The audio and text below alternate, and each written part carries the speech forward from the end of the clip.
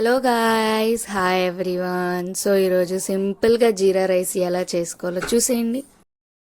ముందుగా ఒక బాండీ పెట్టుకొని 2 గంటలు నెయ్యి వేసుకొని 4 నుంచి 5 లవంగాలు వేసుకోవాలి. ఆ తర్వాత 2 నుంచి 3 దాల్చిన చెక్క వేసుకోవాలి.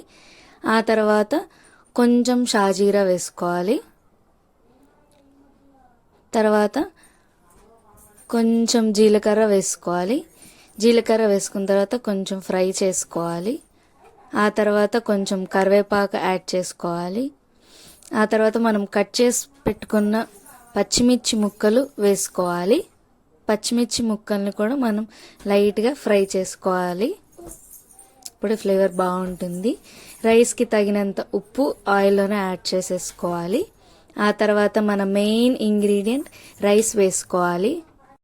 ఇలా రైస్ వేసుకున్న తర్వాత 2 మినిట్స్ తిప్పాలి. ఎందుకంటే ఆయిల్లో సాల్ట్ వేసాం కదా, రైస్కి మొత్తం మిక్స్ అయిపోవాలి. ఇలా 2 మినిట్స్ తిప్పిన తర్వాత మన టేస్ట్కి కొంచెం టేస్టింగ్ సాల్ట్ యాడ్ చేసుకోవాలి. లైట్గా టేస్ట్ చాలా బాగుంటుంది.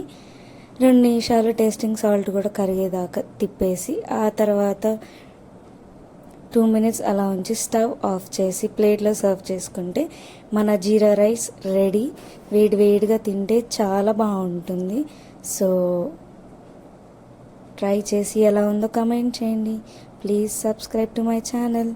Bye guys.